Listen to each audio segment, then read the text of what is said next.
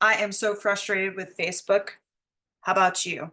The irony is, I'm recording this to post specifically on this Facebook page for the Artist and Writer Residency Program that I operate in Tennessee. So, there are three things that I'm really going to focus on in this short video is kind of the reasons why I'm not necessarily closing the Facebook account, but I'm kind of ghosting it. I'm kind of parking everything there. And you haven't gotten content in a while on these platforms. Secondly, I'm just going to go over a little bit of the website and kind of the benefits of the Artist and Writer Residency Program. It's also available for designers or any sort of craft um, or even people kind of in the STEM fields if you're interested in the natural environment in this location.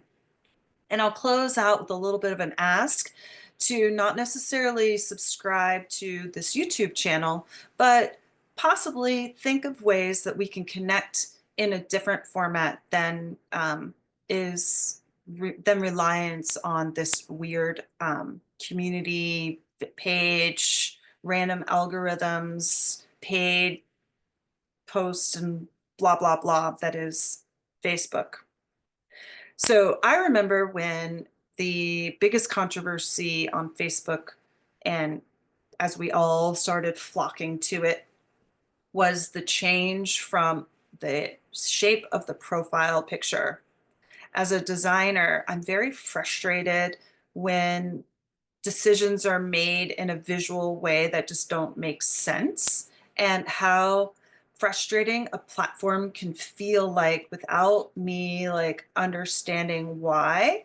I've actually kind of looked as I'm thinking about recording this video at the differences of scrolling through the app, for example, on YouTube and the app on Facebook. And I almost get to the point where I have so much anxiety and like an allergy or something to face to when I'm on Facebook, because it is so filled with ads that almost look like they are fake ads because they're made to look like they're supposed to be your friends or something.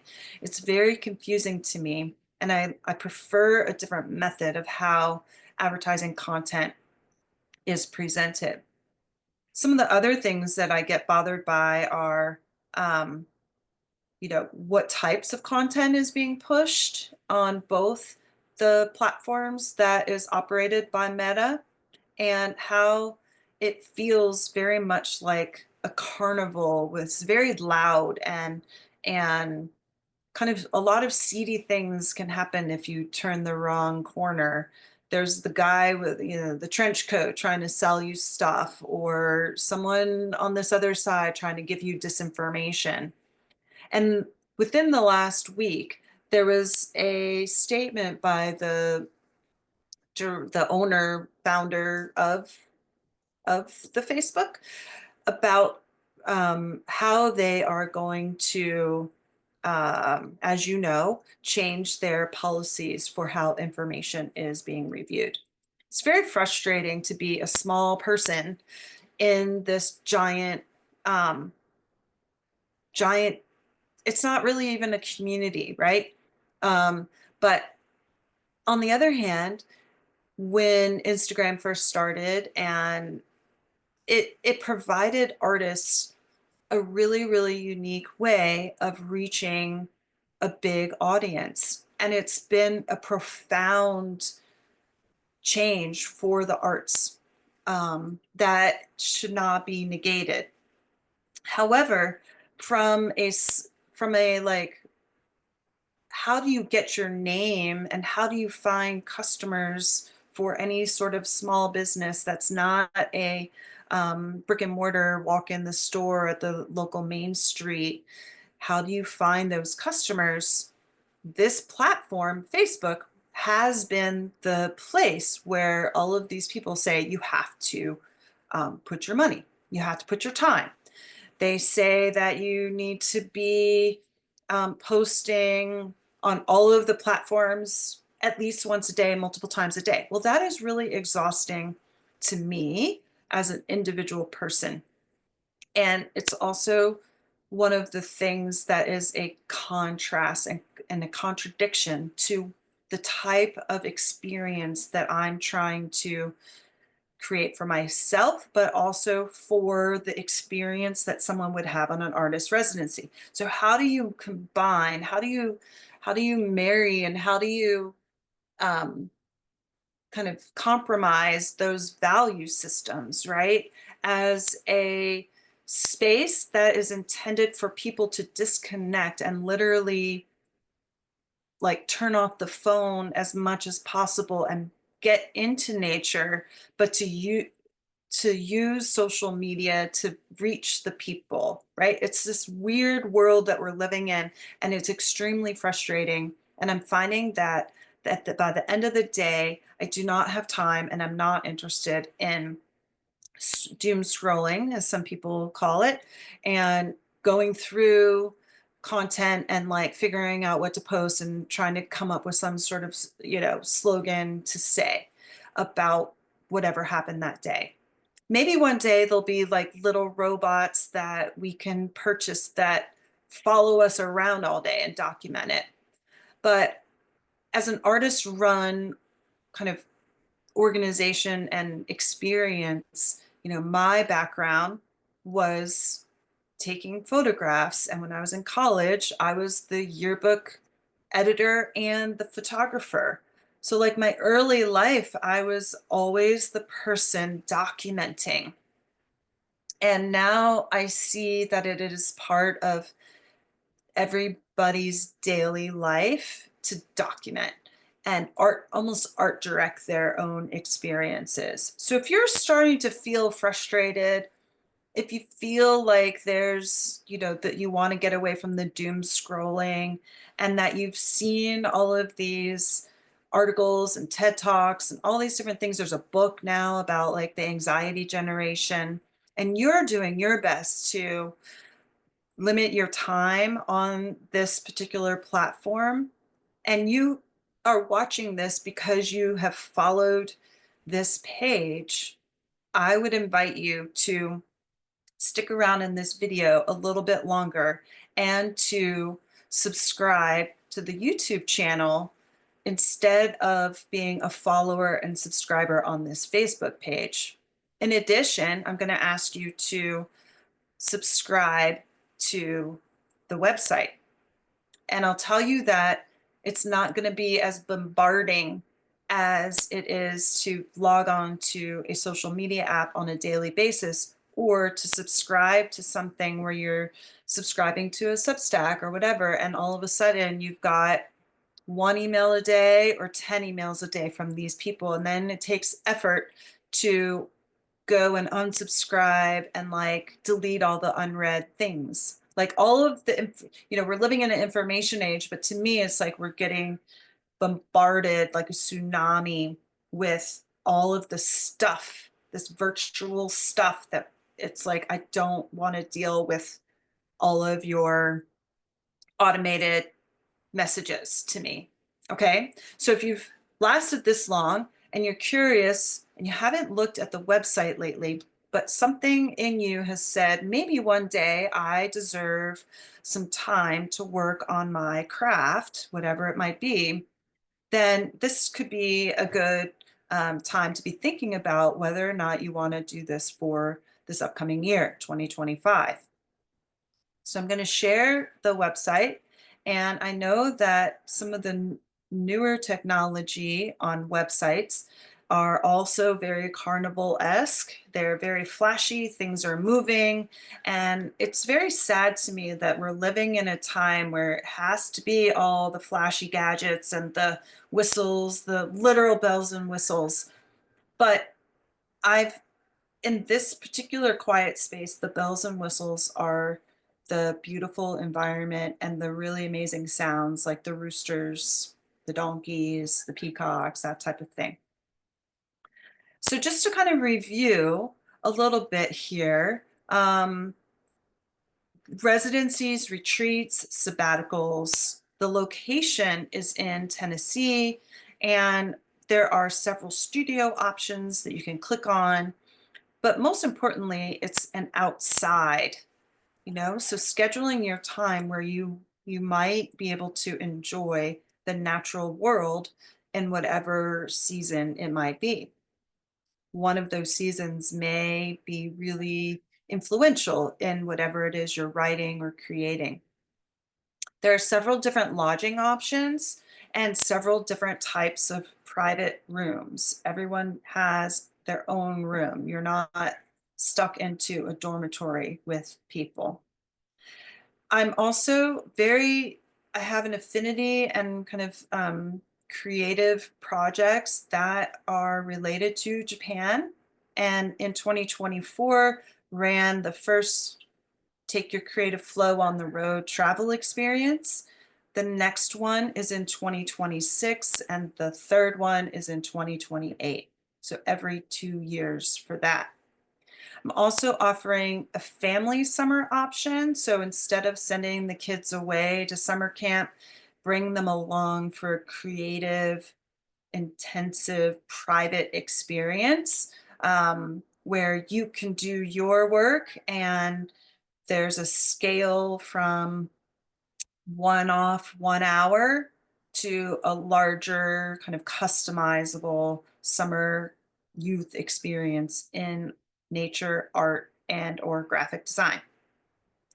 The highlights about coming to a place like this is really the location, and the rural area of Tennessee is called the Western Highland Rim, and it just creates there's just a lot of like really interesting kind of storms and cloud formations and lighting here. Um, and there's a deep practice of artists and writers and creative people needing to be in nature as a reboot for your inner self, and then also as an investment in your creative trajectory. Okay. So the homepage kind of goes into that a little bit more, and my mantra of like disconnect to reconnect. So you can see where my dilemma is on this whole social media stuff, and how like internally it just feels like such a horrible thing. Like, oh, and to pay money to advertise to make somebody really wealthy, right? And then like all of our demographics have been shared. It just doesn't feel like a beneficial place to be anymore. Instead, what I can say is that this area, for the most part, is one of the last light pollution free zones in the region of the South in this particular few states. And if you have something that you would like to do that relates to nature, this is a very beneficial opportunity. If nature is your muse or your collaborator, um, and you could be working on a, a, a project, a novel, or something like that. And the time that you spend here is often extremely more productive and than when you are in your normal kind of day-to-day routine and lots of distractions that you might have. So, for example, Rhina here was here for a month and was working on um, objects for a one-person exhibition. Meanwhile, Devin was writing and working on a novel. So, what I like to do with my years of experience as a professor that I no longer do full time is that relationship that you build with people in that type of interaction. So my background experiences in a studio type of environment and in classes is always talking to people about their work. So one of the things that I do is kind of informally interview people about what they've accomplished and how the experience was for them. So the documentation is part of that. Okay. Another aspect is really to embrace this like homestead experience. So if you live in an urban environment or a suburban environment and you are not able to have animals or a garden or anything like that, this space provides you that opportunity And if you want to become more intentional in that, I offer a farm stay scholarship. So if you're staying for a week or two, some of the hours that you're here, you would be intentionally working on something related to the land or the animals. A lot of time that's based on skill set, but there's always sticks and things to pick up, and there's always like the donkeys to groom and to love on.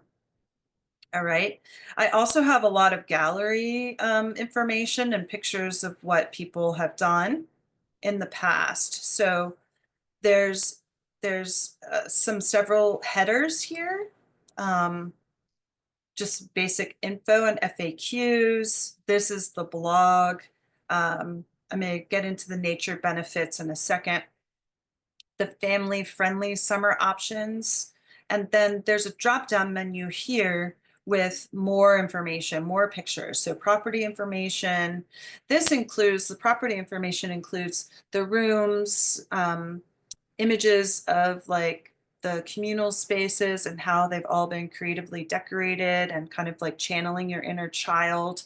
But each lodging option is slightly different.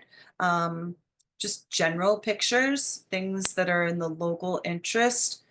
If you are an international participant interested in that, I've got a page that kind of talks about that, and then resources in the area. It does take about, the closest grocery store is about 20 minutes drive, which is kind of a normal thing if you were living in a suburban space, you know? So it's just a longer distance. It's not necessarily like you're going to be in rush hour traffic all the time out here. If you don't have a car, that's okay. We can also coordinate that. Let me just talk briefly about the family-friendly summer options. Several times in the past, some people have brought their kids, and I also think that my past experience, I was a um, Girl Scout leader early on in my career. And as an academic professor, Girl Scout leader, these are all my skill sets kind of coming into one to help you build a one of a kind experience for you and your children. Maybe they aren't really suited to spending sleepaway camp and day camp. Maybe you really want them to have like a custom private experience that's like almost, you know, depending on their age, it could be like a college level class just for them for that week where they're here. So if you're interested in that, here's more information and you can fill out the inquiry form. One of the best things about being in a place like this that is a long-standing creative habit for people is this escape into nature. There's a long history of scientists, even philosophers, artists, writers that require this type of time to be with you and your own work. So the beneficial component of this is if you decide to stay and for a 2 week or longer term, I offer an intentional experience as a forest therapy guide. So this page talks about what forest therapy is and what those benefits are. Um, the Japanese coined the term Shinrin Yoku, forest bathing. So it comes from an intentional kind of observation that being in nature is helpful for our human person, our bodies, and our minds, right? So I offer this as a benefit for people who are attending and spending their time here. So these are some pictures of some of those experiences. And each time is going to be completely different. It can never, ever be replicated because it's all about the specific season, the date, the time, the weather, the humidity, nothing. It's a truly mindful moment of being present. The Japan travel in 2024, see if it goes to the page. Yeah. So in Japan, the travel experience in 2024, I was the guide and we did have a forest therapy walk at an intermittent spot. on this experience. So this is kind of like a little bit of a blog, like photo album of the places that we went and some of the photos that I took, or the experiences that we had of that. So this one is more of the photo, like a photo album. Japan 2026, the applications are open and a payment plan can be made if you're interested in that. Each person who is interested in this does go through an interview process before receiving the paperwork to commit to the travel experience. This trip is going to be a northern Japan trip. So I've lost track of how many times I've been. I think this will be my eighth or ninth trip, but my second to Sapporo. So I'm very excited to travel with a group of people. And this is up to a total of 12. So there's 11 spots that are available for people who are very interested in Japan and looking for that combination of art and nature. Northern Japan is really amazing because most people just stick around Tokyo. So there is some tourism in Hokkaido because it's such a beautiful, beautiful place, and a lot of people go there for skiing. In 2028, the itinerary is going to be different as well. And this one is going to be located in kind of more the central region, more north of Tokyo into Nagano and the Japanese Alps, but during the summertime. There are a couple of art colonies that I really am interested in visiting. This outdoor sculpture museum and this art colony. This outdoor sculpture museum is only open during a certain time of the year, and bookending it with some of these amazing towns like Nagano and Matsumoto. That being said, you can also go on to past participants, and there's interviews, and there's a directory here, and then the application if you're ready to make an application. So when you are on this website, the first thing that's going to happen is there's going to be a pop-up and you can subscribe. So what I'm kind of closing here is with the ask for the subscribe. I would like to get to know who you are if you have clicked on um, the website. I mean, clicked on the Facebook page and you are seeing this in some way, shape, or form. Okay. So, what I would like you to do is to subscribe to the website.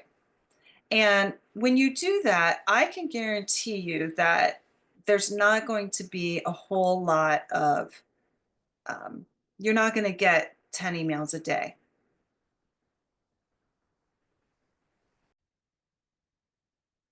So what I'm hoping that we could do is, if you are interested in moving past the Facebook non-relationship of just clicking liked or follow on this particular page, if you at some point could head over to the website, and you'll see that there is a pop-up that will ask you for your information. And another option is to click on the homepage where there's a subscribe option. And when I'm asking that, it is not intended to spam you or to send you tons of information. I would just like us to move past this, like, um, social media situation into something that could be potentially more valuable. So that being said, thanks so much for watching. Some of the highlights here as we close are, the hugging donkeys, most definitely, um, having experience in forest therapy, It's a dog-friendly space as well as partner-friendly, and there's in the future some potential for local small town community engagement as far as exhibitions and teaching classes and performances. So for now, thank you so much for watching. I super appreciate you, and I look forward to having the opportunity to talk with you more and maybe get your application for a residency for this year.